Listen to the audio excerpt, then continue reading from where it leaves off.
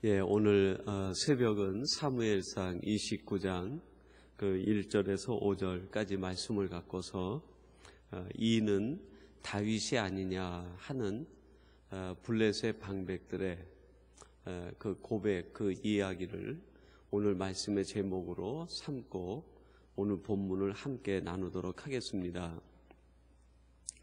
다윗이 그 사울의 쫓김을 받다가 사울의 손에서 벗어나기 위해서 그 블레셋 땅을 선택하게 됩니다. 다윗에게 다가온 그 사울의 계속된 추격, 사울에 인해서 만들어지는 그 삶의 위기, 그 생명의 위협, 이런 것들을 피하기 위해서 다윗이 블레셋을 그 대안으로 선택하게 됩니다.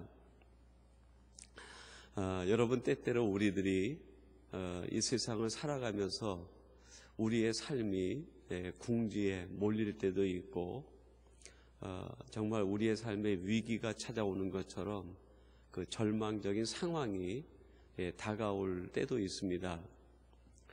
그럴 때 우리들도 다윗이 자기 삶에 찾아온 위기를 벗어나기 위해서 그 블레셋을 대안으로 선택하는 것처럼 때때로 우리가 블레셋으로 상징될 수 있는 세상을 선택할 경우들이 있습니다. 세상적인 방식과 세상적인 힘과 세상에서 주는 어떤 그 유익을 생각하면서 우리의 대안으로 선택할 때가 있는데, 결국 다윗은 그가 대안으로 선택한 블레셋 진영 때문에 다윗 인생에 있어서 큰 어려움과 더 큰 위기를 경험하게 됩니다. 그런 모습을 보면서 우리들은 어떠한 경우에 있어서도 하나님 외에 다른 것을 우리가 선택해서는 안 되겠다. 오히려 더 역설적이긴 하지만 우리의 삶에 많은 어려움과 위기와 절망적인 상황이 찾아오면 찾아올수록 우리들은 더 그 하나님의 품을 파고들어야 되겠다. 더 말씀 속으로 더 기도하는 가운데 더 하나님의 은혜를 추구하며 하나님의 품을 파고들어야 되겠다 하는 것을 이 다윗의 이야기를 통해서 다시 한번 깨닫고 보게 됩니다. 우리 캐나다에서는 잘 제가 보지 못했는데요, 한국에 있을 때 그 가끔 시장이나 이런 데 지나가면 그 엄마와 그리고 그 철부지 아주 그 어린 아이들이 그 시장 길가 이런 데서 엄마하고 이렇게 잦은 신강이를 벌이는 그런 모습을 보게 됩니다. 이제 엄마한테 혼나는 거죠. 이제 아이가 무엇을 졸랐는지 또 뭘 사달라고 했는지 모르지만 하여튼 그 엄마한테 이렇게 길거리에서 혼이 납니다.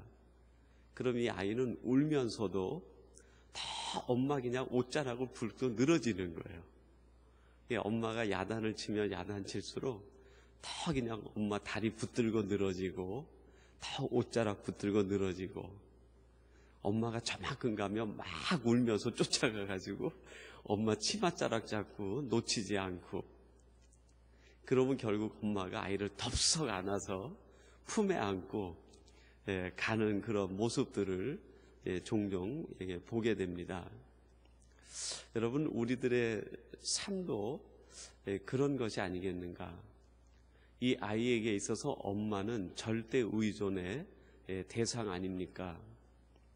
엄마가 때로는 야단을 치고 혼을 내도 다 엄마 품을 파고 들어가는 아이들처럼 우리들이 이 세상을 살아가면서 우리의 삶에 충족되지 않고 또 고난과 위기와 어려움이 찾아오면 찾아올수록 그거를 이루기 위해서 우리가 자꾸 하나님의 품을 떠나는 것이 아니라 더 하나님의 품을 파고들고 더 하나님의 옷자락을 붙들고 늘어져야 되는 것 아니겠습니까?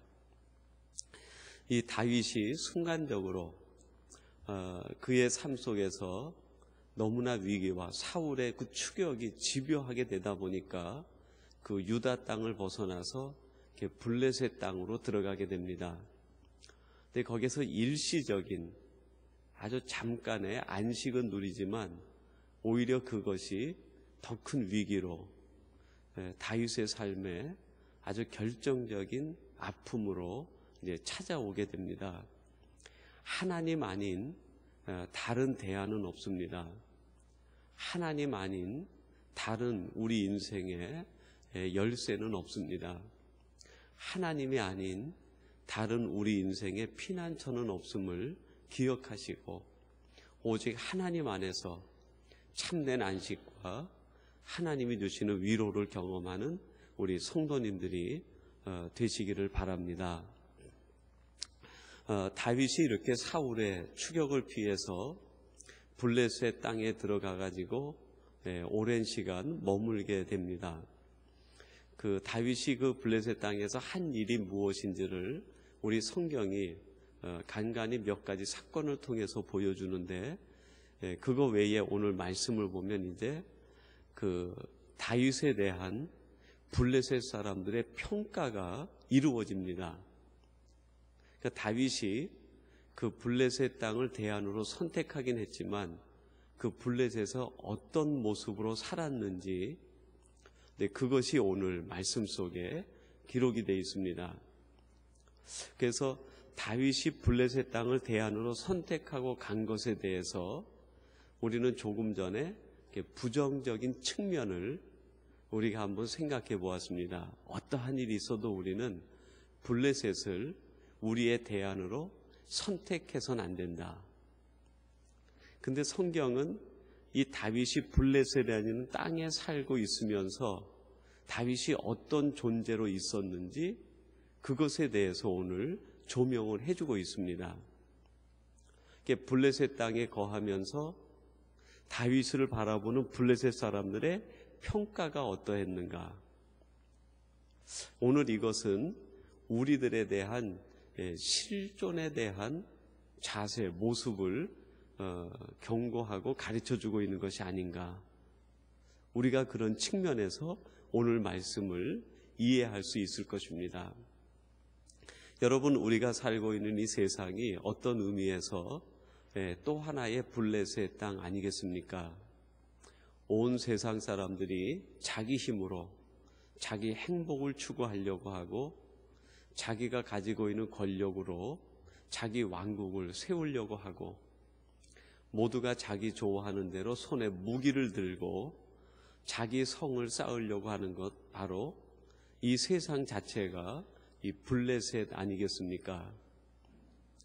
그 블레셋 땅에 다윗이 왜 갔느냐? 그런 측면은 우리가 조금 전에 어떠한 일이 있어도 그런 선택을 우리는 해서는 안 된다, 그렇게 규정한 바가 있지만, 또 하나의 본문이 주는 의미는 그 세상 속에서 다윗이 그러면 어떤 존재로 살았는가, 어떤 모습을 그 블레셋 사람들에게 보여주었는가 하는 것이 오늘 본문 속에 담겨있는 또 하나의 아주 중요한 메시지라고 할 수 있습니다. 그래서 오늘은 그 부분을 우리가 간단히 살펴보려고 합니다. 결론적으로 말씀드리면 블레셋의 아기스나 블레셋의 모든 방백들과 모든 병사들이 다윗을 보면서 한마디로 정의합니다. 그는 다윗이 아니냐, 그렇게 정의를 내려요. 그러니까 조금 풀어서 의미를 부여해서 얘기한다고 하면, 그는 비록 우리들과 함께 있긴 하지만 그는 다윗이 아니냐. 여러분, 다윗이라는 이름 뜻은 사랑한다, 그런 뜻이에요. 또 사랑을 입었다, 그런 뜻이 있습니다. 거기에다 조금 더 그 다윗의 이름이 들어가 있는 것에다 의미를 부여한다고 하면 하나님을 사랑한다, 그런 뜻이 있고 하나님의 사랑을 입는다, 그런 뜻이 있어요. 그러니까는 그 블레셋 사람들이 다윗을 보고 이는 다윗이 아니냐 하는 말을 그냥 문자로 그대로 풀어서 이해한다고 하면 그는 블레셋 땅에 거하지만 우리들과 함께 있지만 하나님을 사랑하는 자가 아니냐. 이름을 그대로 풀어보면 이제 그런 의미가 다가오죠. 그는 세상에 있고 블레셋 땅에 있지만 하나님의 사랑을 입고 있는 자가 아니냐.